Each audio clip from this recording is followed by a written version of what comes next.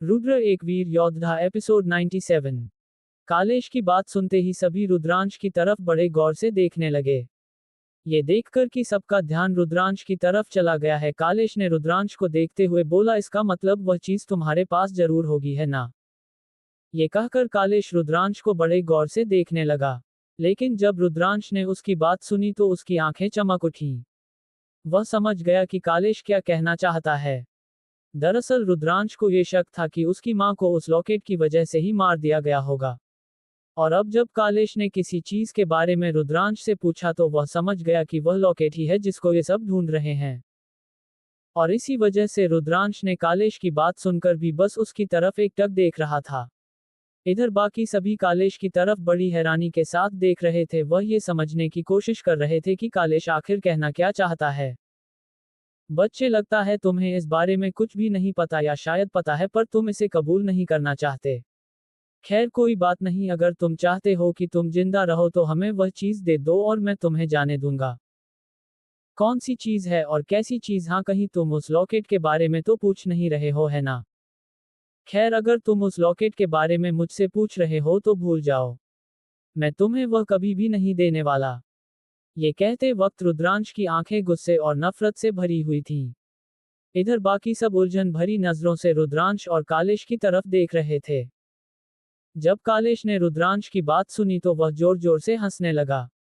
उन पांच में से एक ने कालेश की तरफ देखकर बोला, कालेश भाई, आखिर इस लड़के के पास ऐसा क्या है जो तुम इतनी शिद्दत उसे चाहते हो? उस आदमी की बात सुनकर कालेश उसकी तरफ देखते हुए बोला, क्या तुम्हें याद है कुछ समय पहले लीडर ने एक काम सौंपा था जिसमें हमें एक औरत को मारकर उससे कुछ लाना था, कुछ याद आया? ये सुनते ही उन सभी के चेहरे हैरान दिखने लगे। उन सभी के चेहरे के भाव को देखकर कालेश ने उन्हें समझाते हुए कहा, यह उसी औरत का लड़का है और संभावना है कि वह चीज इसके पास हो, क्योंकि जब कालिया ने उस औरत को मारा था तब उसके पास कुछ भी नहीं था। ये सुनकर रुद्रांश की आंखें गुस्से से लाल हो गई और फिर उसने उसकी तरफ देखकर गुस्से के साथ पूछा, तो तुम भी थे वहां, लेकिन मुझे ये समझ में नहीं आ रहा कि तुमने अपने दोस्त को बचाया क्यों नहीं उस वक्त? इस पर कालेश की आंखें भयंकर हो गई और वह रुद्रांश की तरफ देखकर एक डरावनी आवाज में बोला, हाँ बिल्कुल, मैं वहीं पर था और मैं उस औरत के साथ लड़ा भी था, लेकिन तुम्हारी मां ने आखिरी वक्त पर अपनी सारी शक्तियों को इस्तेमाल करके हम दोनों पर हमला किया। इस वजह से कालिया वहां पर ही मर गया, लेकिन मैं वहां से भाग गया था। लेकिन मैं जब तुम्हारी मां मर गई थी तो वापस आया और उस चीज को ढूंढा, लेकिन मुझे वहां पर कुछ भी नहीं मिला। मैं अपने साथी को वहां से ले जाना चाहता था, लेकिन तभी मुझे बाहर कुछ आवाज सुनाई दी जिसकी वजह से मैं वहां पर रुक नहीं सकता था और फिर मैं वहां से भाग गया। और फिर उसने रुद्रांश की तरफ देखते हुए बोला, लेकिन बहुत अच्छे लड़के, मैंने ये सोचा नहीं था कि तुम इतने बहादुर निकलोगे कि तुम यह मान भी लोगे कि तुम्हारे पास वह चीज है। खैर अब जब तुम हमें वह चीज नहीं देना चाहते तो मुझे बेरहम होने पर दोष मत देना। अब जब तुम मुझे वह चीज देना नहीं चाहते तो मैं तुम्हारे लाश से वह चीज ले लूंगा और तुम्हारे दोस्तों को भी मार डालूंगा। ये सुनकर रुद्रांश की आंखें गुस्से से लाल हो गई और फिर उसने कहा, तुम मुझे मारोगे? अगर तुम में हिम्मत है तो मुझे मार कर दिखाओ। और रही बात मेरे दोस्तों की, तो तुमने शायद इसके लिए देर कर दी है, क्योंकि आज के बाद से तुम कभी भी उनको छू भी नहीं पाओगे। ये सुनते ही कालेश हैरान रह गया, तुम्हारे कहने का क्या मतलब है? ये सुनकर रुद्रांश उसकी तरफ देखकर मुस्कुराने लगा। इधर जब लुकाम ने रुद्रांश की बात सुनी और उसको हंसता हुआ देखा तो उसको पहले तो कुछ समझ में नहीं आया, लेकिन फिर उसकी आंखें हैरानी के साथ बड़ी हो गईं, तब जैसे उसे कुछ समझ में आया हो। और फिर वह उस तरफ देखने लगा जिस तरफ ध्रुव और बाकी तीनों थे, लेकिन जैसे ही वह उस तरफ देखा उसको वहां पर कुछ भी नहीं दिखा। इसे देखकर वह हैरान रह गया और इसी हैरानी के साथ वह रुद्रांश की तरफ देखने लगा। और जब उसने रुद्रांश के चेहरे पर कोई भी चिंता के भाव नहीं देखी तो वह समझ गया कि यह सब रुद्रांश का काम है, लेकिन उसे यह समझ में नहीं आ रहा था कि रुद्रांश ने आखिर यह कैसे किया, क्योंकि उन सभी को वहां से जाने के लिए कुछ तो समय लगता है, लेकिन वह तो जैसे गायब ही हो गए। तभी उसको कुछ समझ में आया और जैसे ही उसको ये समझ में आया उसका चेहरा निराश हो गया। और फिर उसने कालेश की तरफ देखते हुए उसकी उलझन को दूर करते हुए बोला, वरिष्ठ कालेश, रुद्रांश सही कह रहा है, हम अब उसके साथियों को पकड़ नहीं सकते। ये सुनते ही सभी की नजरें लुकाम की तरफ हो गईं, जो एक कड़वाहट भरी मुस्कान के साथ उनकी तरफ देख रहा था। कालेश लुकान की बात सुनकर हैरान रह गया और वह उसकी तरफ देखते हुए हैरानी के साथ पूछा, तुम आखिर कहना क्या चाहते हो? इस पर लुकान ने एक कड़वाहट भरी मुस्कान के साथ कालेश को उस तरफ इशारा कर दिया जिस तरफ ध्रुव और बाकी तीनों घायल बैठ हुए थे, लेकिन वहां कुछ भी नहीं था। ये देखते ही कालेश का चेहरा बिगड़ गया और फिर वह रुद्रांश की तरफ हैरानी के साथ देखने लगा। वे सभी योद्धा भी उस तरफ देखकर हैरान रह गए। एक ने रुद्रांश की तरफ हैरानी से देखते हुए बोला, वे सभी वहां पर तो थे, आखिर में सब इतनी जल्दी गायब कैसे हो गए? और वे सब इतनी जल्दी इतना ज्यादा घायल थे कि खड़े तक नहीं हो पा रहे थे, तो वे इतनी जल्दी गायब कैसे हो सकते हैं? दरअसल रुद्रांश ने पहले ये जान लिया था कि वहां पर कुछ तो ऐसे भी है जो उन सभी से बहुत ही ज्यादा ताकतवर है, इसलिए उसने पहले से ही यह योजना बना ली थी कि वह सबसे पहले अपने दोस्तों को सुरक्षित करेगा। और इसी वजह से उसने ध्रुव और बाकी सभी को यहां से जाने के लिए एक आयामी द्वारा बना दिया था। ध्रुव और उसके साथी रुद्रांश को अकेला छोड़कर जाना नहीं चाहते थे, लेकिन बहुत समझाने के बाद ध्रुव और शिवांगी मान गए। इसके बाद रुद्रांश ने जब ध्रुव को कुछ इशारा किया था, तब शिवांगी ने अपने चारों तरफ एक अदृश्य कवच बना दिया था अपने पेंडेंट की मदद से, जिसके अंदर कोई भी योद्धा कुछ भी नहीं देख पाता था।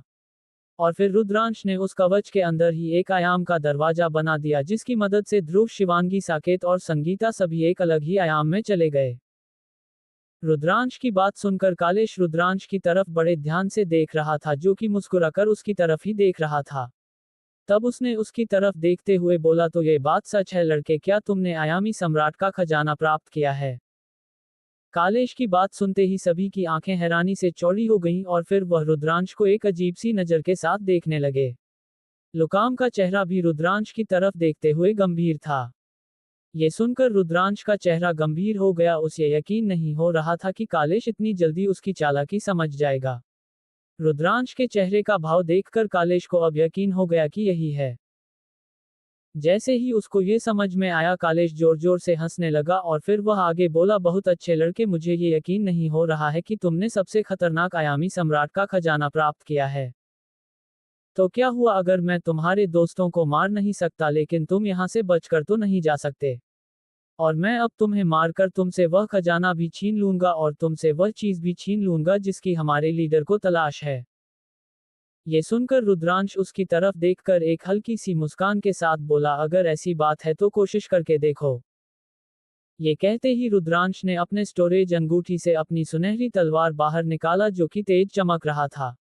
जब कालेश ने देखा कि रुद्रांश ने अपनी तलवार बाहर निकाल ली है, तो वह एक शैतानी हंसी के साथ अपने साथियों की तरफ देखते हुए बोला, भाइयों, हमें इस लड़के को कैसे भी करके पकड़ना होगा।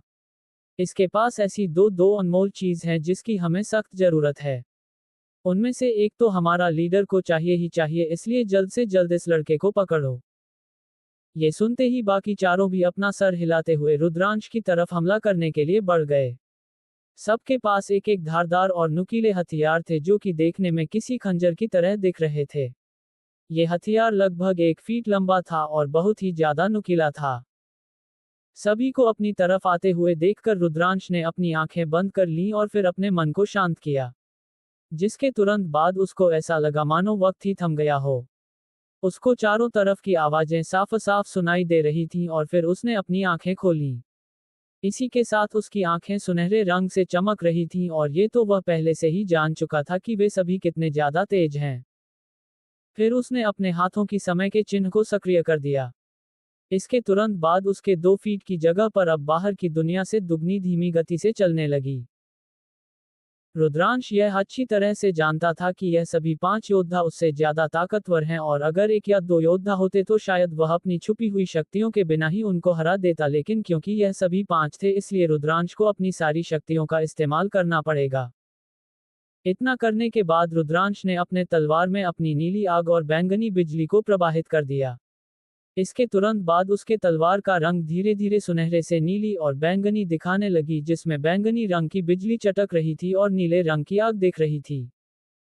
इसके बाद उसने अपने चारों तरफ बड़े ही ध्यान से देखने लगा और सब कुछ महसूस करने लगा। तभी उसको अपनी दाहिनी तरफ कुछ महसूस हुआ, जिसके तुरंत बाद उसकी आंखें एकदम से उस तरफ हो गईं और फिर उसने अपने सर को झुकाकर एक तरफ किया और अपनी तलवार को आगे कर दिया। इसके तुरंत बाद डिंग, एक पेनी और लोहे से लोह टकराने जैसी आवाज सभी को सुनाई दी। इसके तुरंत बाद वहां पर एक इंसान की छवि नजर आने लगी। वह प्रहार इतनी ज्यादा ताकतवर था कि रुद्रांश कुछ कदम पीछे हट गया। इसके तुरंत बाद बाएं तरफ से, दाएं तरफ से और सामने से तीनों दिशाओं से फिर से हमले होने शुरू हो गए। इसके बाद डिंग डिंग डिंग रुद्रांश ने अपनी शक्तियों का पूरी तरह से इस्तेमाल करते हुए सभी के हमलों से बच गया। लेकिन इस समय उसका हाथ थरथरा रहा था, उसको बहुत ही ज्यादा दर्द महसूस हुआ। दरअसल उन सभी की हमले बहुत ही ज्यादा ताकतवर निकले। रुद्रांश को यह उम्मीद नहीं थी कि उनके हमले इतनी ज्यादा ताकतवर होंगे। इसके बाद रुद्रांश ने अपने दांत पीस लिए और उनकी तरफ बड़े ही खौफनाक तरीके से देखने लगा। इसके तुरंत बाद उसने अपनी आंखें बंद की और फिर उसका शरीर धीरे धीरे ड्रैगन के शरीर में बदलने लगा। उसके शरीर के चारों तरफ हल्की हल्की बैंगनी बिजली के चटकने की आवाज सुनाई दे रही थी। उसके बाद धीरे धीरे उसके पीठ के पीछे एक जोड़ी पंख उगाए जिसमें नीले रंग की आग और बैंगनी बिजली साफ साफ नजर आ रही थी। जब सभी ने रुद्रांश के शरीर में आते हुए ऐसी बदलाव देखी तब उनकी आंखें हैरानी से सिकुड़ गईं। उन सभी ने कभी भी इस तरह की शक्ति नहीं देखी थी। उनको ये लग रहा था कि यह शायद कोई शरीर सुदृढ़ीकरण तकनीक होगी। इसके बाद भी उनके रुकने का कोई इरादा नहीं था। इधर जब रुद्रांश ने आंखें खोली और देखा कि सभी उसकी तरफ हमला करने हैं, आगे बढ़ रहे हैं, तब उसकी आंखों में फिर से बेरहमी लौट आए और उसने देर ना करते हुए फिर से हमले कर दिए। और फिर डंग, वहां पर एक तेज आवाज सुनाई दी और फिर सभी ने देखा कि एक योद्धा जिसने रुद्रांश के ऊपर हमला किया था वह चिल्लाते हुए दूर जा गिरा। ये देखते ही सभी की आंखें हैरानी से चौड़ी हो गईं। उनमें से किसी को भी यह समझ में नहीं आ रहा था कि रुद्रांश ने आखिर ऐसा किया कैसे, क्योंकि रुद्रांश अभी सिर्फ अनाहत चक्र में था और वह योद्धा अब आज्ञा चक्र के अंतिम चरण में पहुंच चुका था। किसी भी योद्धा के लिए इतनी ज्यादा ताकत में अंतर होने के बावजूद किसी अनाहत चक्र के योद्धा को इतनी ताकत के साथ लड़ते हुए किसी ने भी नहीं देखा था। इधर उस योद्धा के ऊपर हमला करने के बाद रुद्रांश अपनी जगह पर खड़ा हुआ और बाकी चारों की तरफ बेरहम नजरों के साथ देखने लगा। उसकी आंखों में अब एक तरह की चमक नजर आने लगी थी। फिर इसके बाद उसके पीछे जो पंख थे वह धीरे धीरे खुलने लगे और फिर फड़फड़ाने लगे। इसके बाद रुद्रांश धीरे धीरे ऊपर उड़ने लगा। ये देखकर तो उन पांचों की आंखें फटी की फटी रह गईं। दरअसल कोई भी योद्धा जो पृथ्वी स्तर में प्रवेश न किया हो वह हवा में नहीं उड़ सकता था। पृथ्वी स्तर में प्रवेश करने के बाद ही कोई योद्धा हवा में उड़ सकता था। और सिर्फ उसी योद्धाओं के पास पंख होते थे जिनका युद्ध आत्मा किसी पक्षी का हो या फिर किसी ऐसे जीव का जिसके पास पंख हो। हवा में उड़ने के बाद रुद्रांश ने उन पांचों की तरफ बड़े ध्यान से देखा और फिर एक की तरफ उसकी आंखें स्थिर हो गईं और यह कहने की जरूरत नहीं कि यह कौन था। ये था कालेश। अब रुद्रांश की आंखें उसी पर ही स्थिर थी, लेकिन तभी उसको अपनी तरफ कुछ आता हुआ महसूस हुआ, जिसको महसूस करते ही रुद्रांश का हाथ अपने आप ही उस तरफ हो गया और फिर डांग क्या आप रहा था रुद्रांश की तरफ। क्या रुद्रांश मार देगा कालेश को और क्या